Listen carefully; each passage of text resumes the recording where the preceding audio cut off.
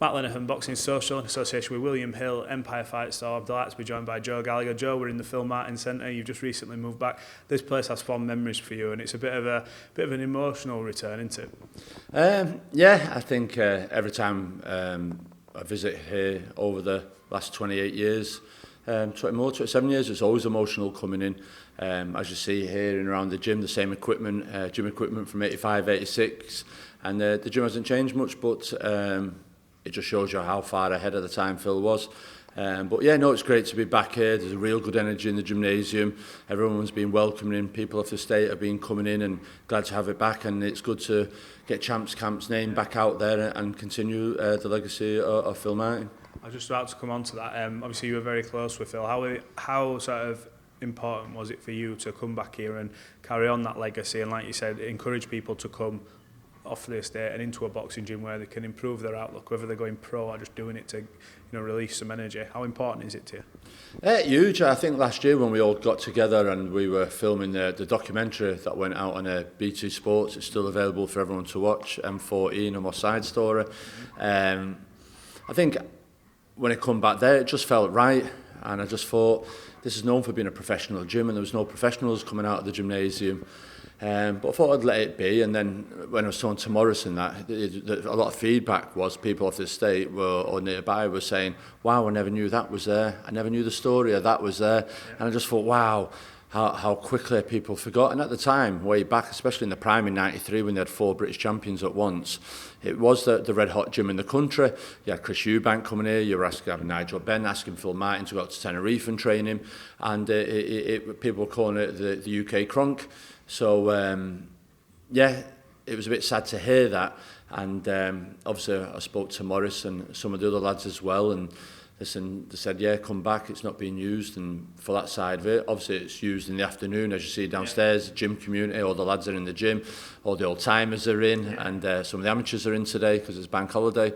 Night time it's hammered with the amateurs, but it needed pros, so I was really pleased to be able to come back with the stable that I've got, and to be sort of like to come full circle, because I won my first national champion here, Levi Chu, in 93. So to come back 30 years later with a stable and Natasha, the ring belt, and Butler, Charlie Edwards, Mark Heffer, and all them with it, do you understand, and the prospects, it's like, wow, we're back here now, we're back in Manchester. And I've always felt, we were in Bolton, so we were forgotten in Manchester.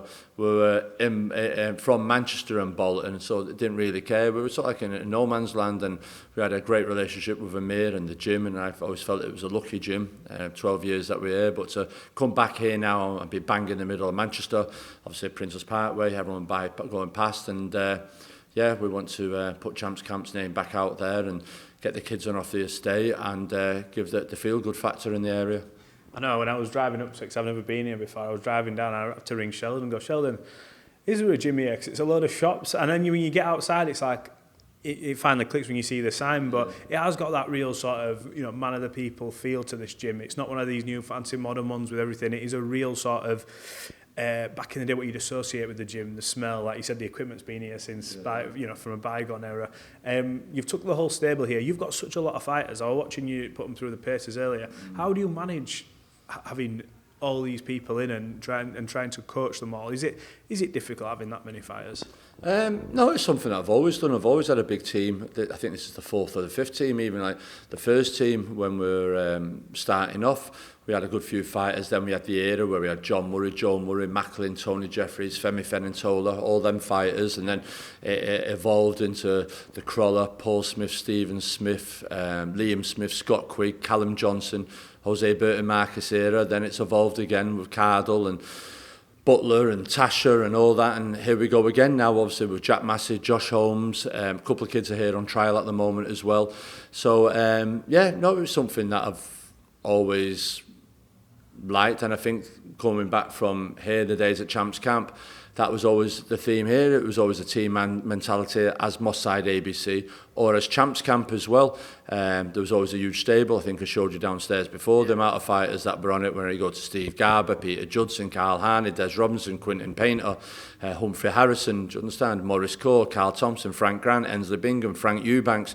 That was some squad, Henry Armstrong. So that's something that I've always thought, and I've always thought fighters always thrived like that in them conditions. And then when it comes to fighters that are having the dates coming up, they get their one-on-one time. So yeah, no, it's something, and the bounce of each other, and you could just feel the energy and the electric this morning in the gymnasium. You walk in and you go, wow, like this is like it was. And that wasn't just you here today, but a few people have said it. You're walking in and just go, wow, this is something else. This is something special there. As a trainer, does that give you that extra, I'm not saying motivation because you love what you do, but does that give you that extra buzz when you're doing these sort of sessions, the fact that you have got good energy? Because you see the way all of them bounce off each other and then Tash comes in a bit later. Does that give you that extra sort of fire in your belly when you're giving these sessions and you're sort of giving your time to these people?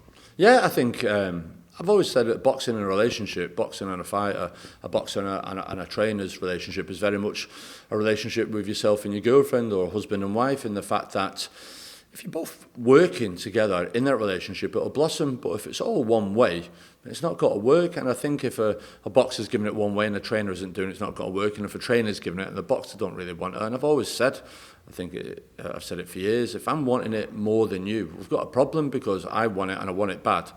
And someone asked me the other day, why after everything you've achieved, you still want to go, and the energy and everything else? And as my mum would say, your health's your wealth. So I'll keep going for as long as I can. For this last team, anyway, I said that a few years ago about that team. But the main goal at the moment now, and the objective, is to get Champs Camp out there, Phil Martin's name back out there, Gallagher's gym out there, and get kids off the estate, and let everybody know that when you go to LA, you go to the Wild Cards, you go to Detroit, you go to the Kronk, you go to Philadelphia, you go to the Rocky Steps, you go to Manchester, you go to Champs Camp.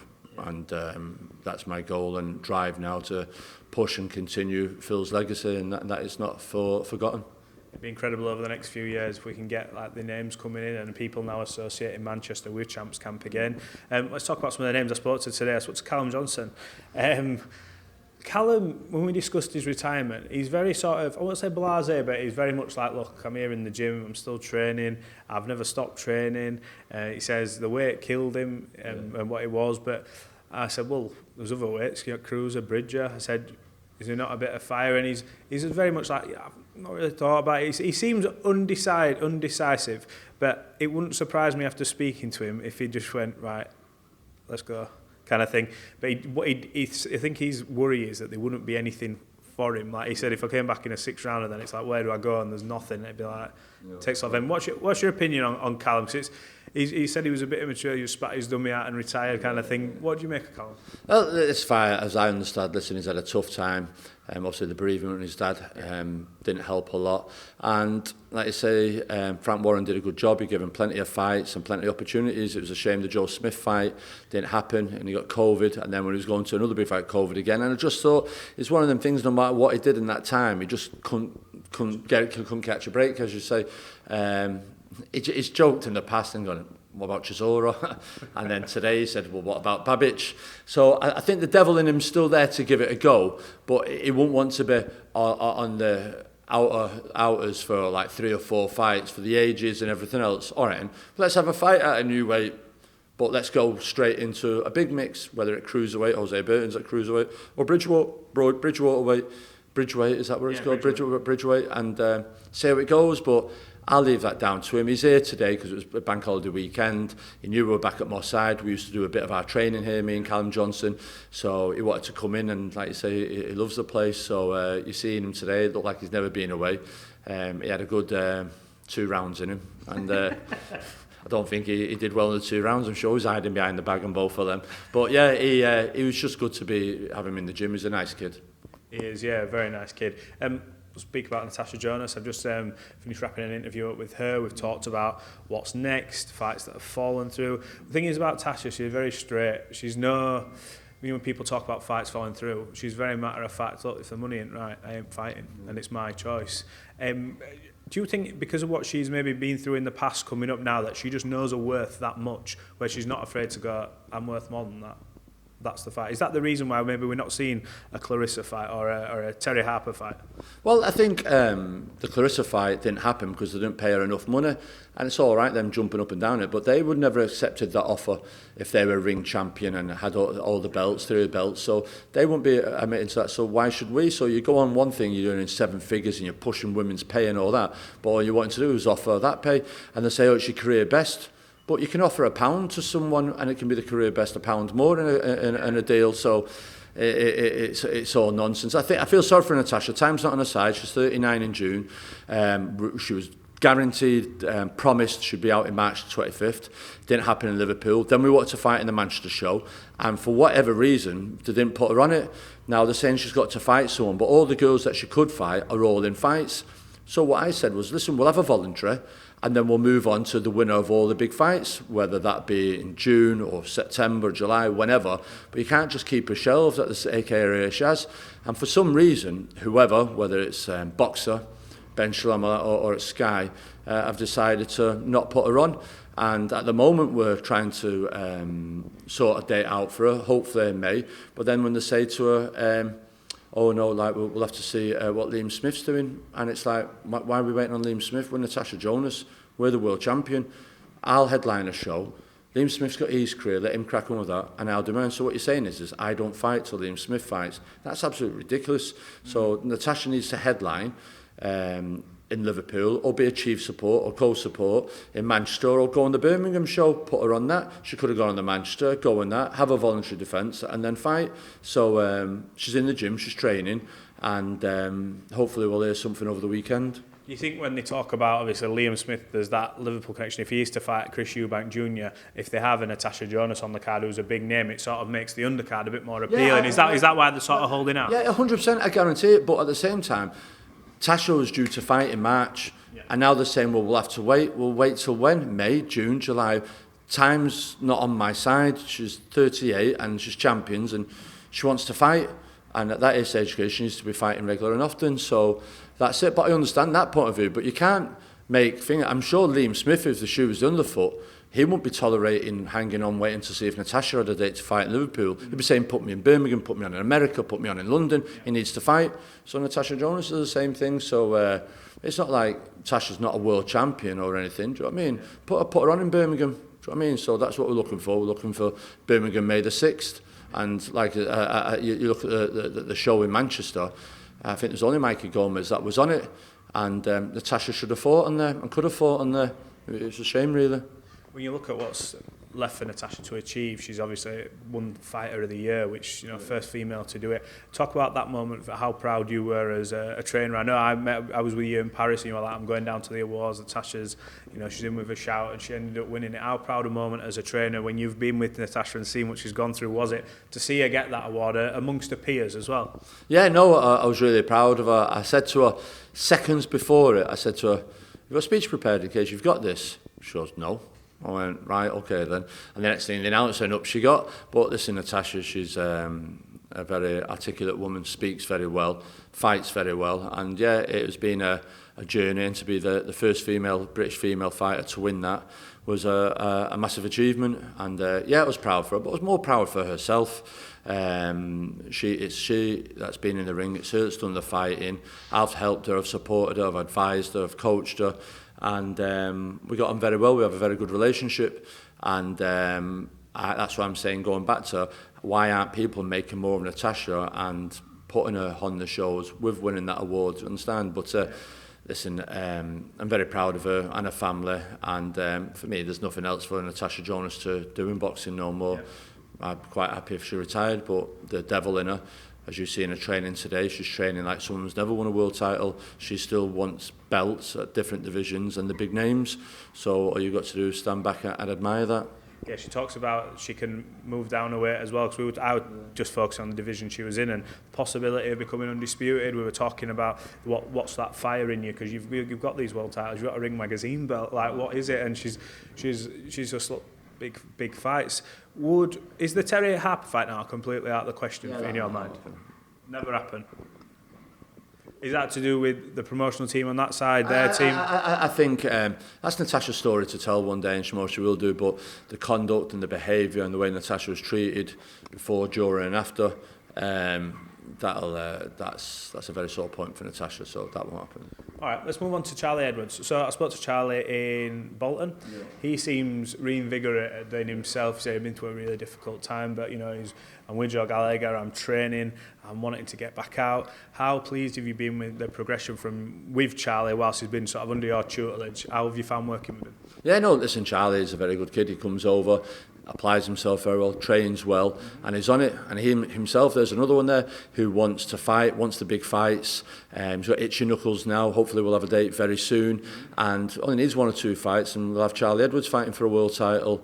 But Charlie, listen, he's very disciplined. I understand it can be very hard for him times over here, living here, and his wife and his daughter are out in Portugal, and he's on his own. So I know he has tough times with that.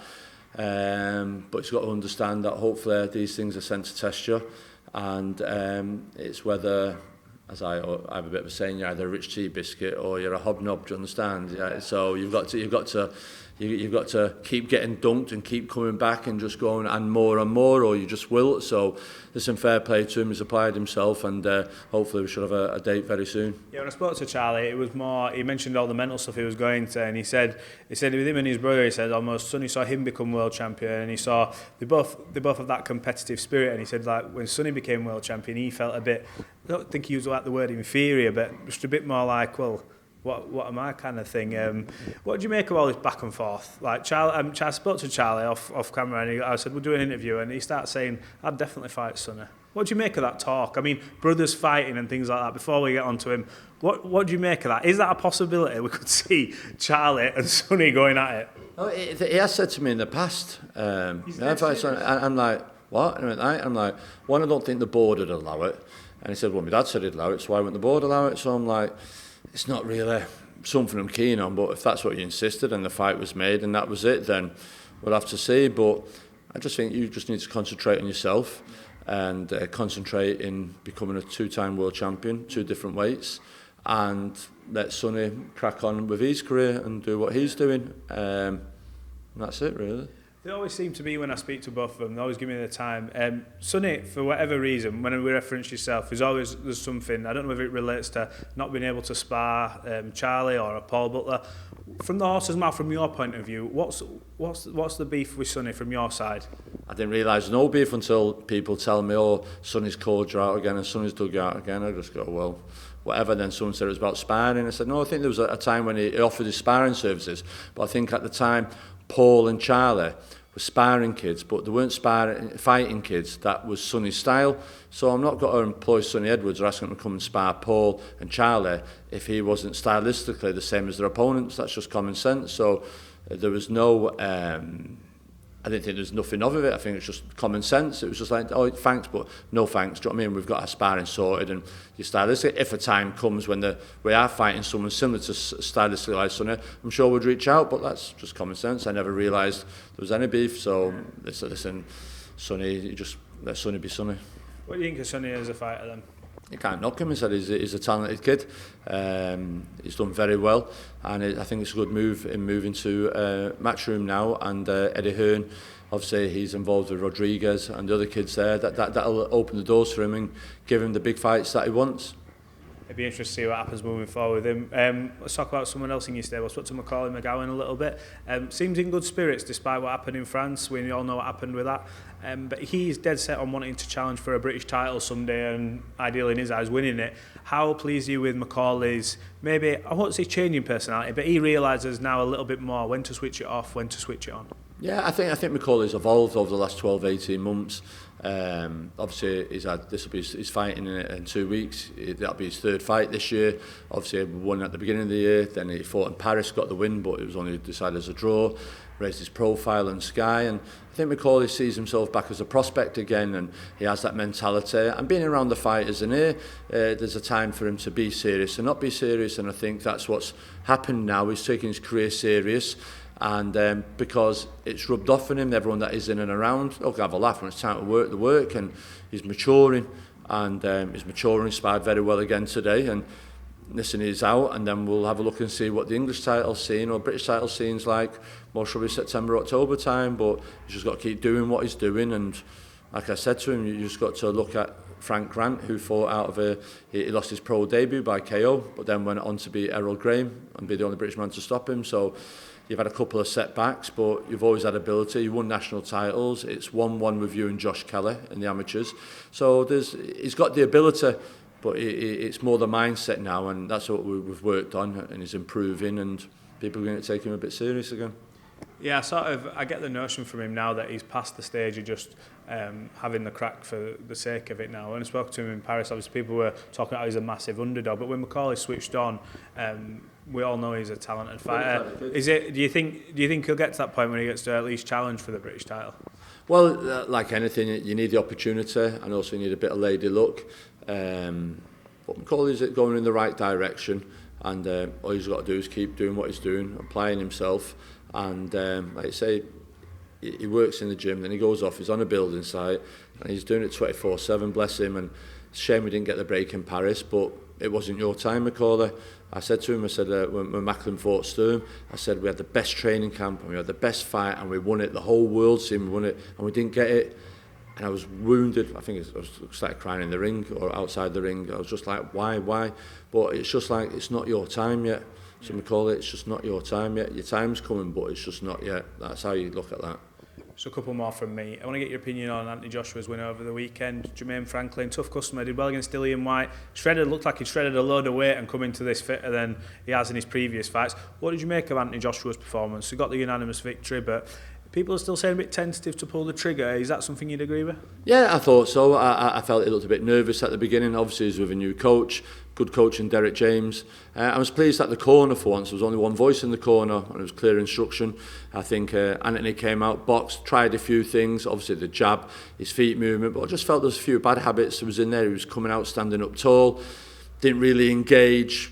I was surprised he didn't get a point took off him for holding at one point down the straight. But I thought Franklin never let him feel comfortable. Every time he threw a right hand, Franklin would reply with 2 or 3 punch combinations. And you don't know, obviously, with Andy Ruiz fight, the Dillian White fight, just think does AJ have problems with small men?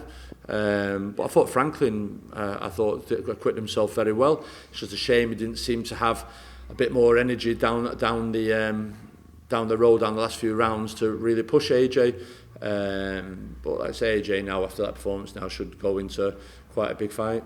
Do you think now, and then we were talking after the fight with Eddie Hearn and everyone, and I think from a business point of view they'd maybe like one more before they jump into a Fury or a Wilder, and they're talking about a Dillian White. From your point of view looking at it, is it a case of if the Fury fight's on the table or a Wilder's on the table, you've got to go for it, you go for it now? Yeah, there is a sense of that if the opportunity arose, they'll cash out on him now. They know his stock isn't what it was. You could see, I don't think the arena was sold out till fight week if it was. And I'd be interested to see what the viewing figures, but I think the sparkle's gone a little bit of AJ, and they're looking for that payday. It's a bit of an uphill struggle. If they could get Fury, great. But is he warranted a shot at Fury? No, not really. It'd be tasting to give him a voluntary. And then we'll have to see what the terms and conditions are on that. Then if Usyk can't get a deal, but I think AJ. I say there's fights out for AJ. I know Dubois, Usyk. Do you know what I mean? But there's Joe Joyce is a good fight for him. There's fights out there for AJ, but how much more will the public tolerate, especially in this current climate? There's lots of shows on at the moment, and people got to pay the hard-earned money out there, and they want to see competitive fights. They want fire, and I just think AJ at the moment now should just go sod it. I'll fight anyone and everyone, and get the gloves off and just start fighting and have it. Do you know what I mean? He's made enough money in his career, and just try and finish his career on a bang and go at it. Yeah, he's been a credit to British boxing. He's done a lot for the sport. It'd be interesting to see what he does next. And final one for me, it's not the best thing to talk about, but I'll go bring it up to you and just get your opinion on it. Amir Khan failed his test. I know you trained from the gym, Amir Khan gym in Bolton. What do you make of this scenario? He's come out and give his side of it. There's obviously been a process out in the back. The most concerning thing for me was, from what it seems from Ben Shalom's side, is that they weren't informed about this, is from what Ben's saying. So what's your take on the whole situation? Because it's another thing where we're talking about tests, failing tests, trace amounts, this, that and the other. What do you make of it? It's bad, really. Obviously, we've got the Conor Benn situation. That's still not resolved. And they try to push ahead with him with the fight. And then you have Amir Khan. But what I understand, Amir, obviously, he had 2 tests in January out in America, passed them. He had one the week before, UCAD, passed that. And the one was after a fight.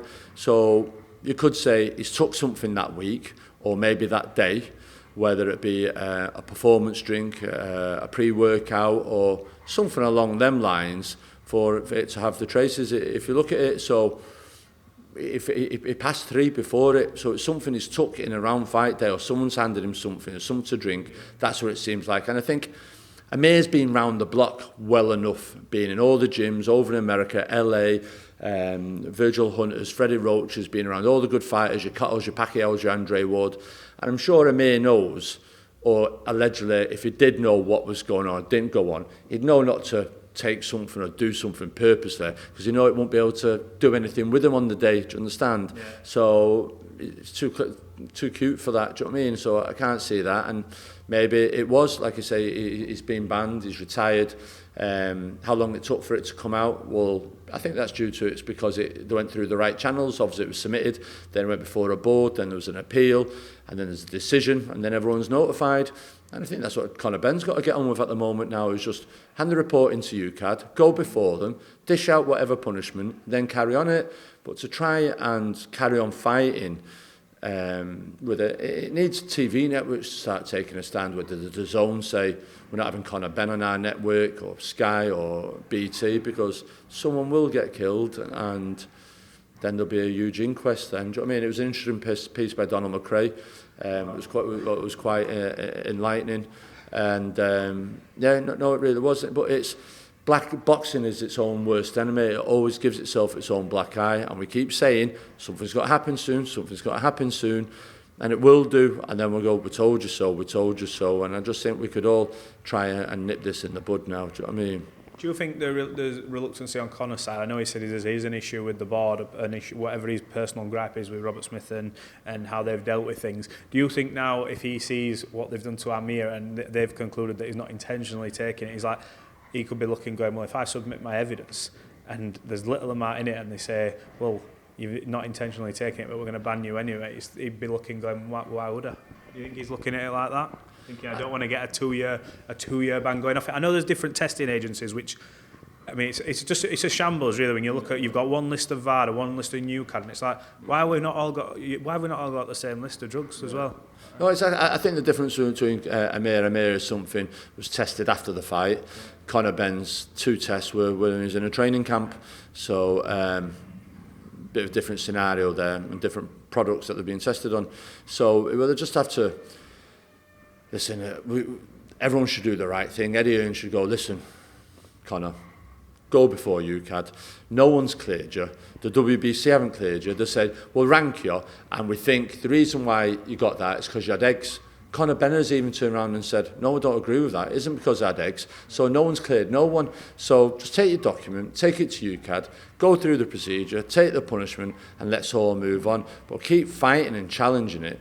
It isn't a bad thing that they're trying to do. Now, I've seen Robert Smith saying trying to get all the commissions to ban him from around the world. But I think that's what it needs. I think for once, the commissions should all be aligned. And in future, so I say hypothetically, Canelo got tested again. Has he got to turn around and go, well, I can't fight in America, but I'll go to the UK and fight in UK? Or I'll go to Dubai. So what's the point? Because everyone will just go, well, I'll get tested. I can go and box there for free. Do you know what I mean? I won't get tested. So I think this is a chance that all the governing bodies, all the federations, all the associations, licensing departments all over the world can all come together and say, this is the ban list, universal, and no one's allowed to fight in any state, any country, anything worldwide, and we all sing off the same hymn sheet. Yeah, hopefully. I think we're all wanting a bit of clarity, because we've all been talking about this for 7 months, and me as the interviewer, we have to ask, but it's never ending, and I think we all just want it to be a safer sport. Well, look, Joe, you give me a lot of your time today. You give your fighters a lot of the time, and it's nice to come to Champs Camp for the first time and see this sort of style gym. It definitely won't be. We'll definitely come again. Appreciate your time. Thanks for talking to Boxing Social, and we'll definitely have another catch up. Cheers. Thank you.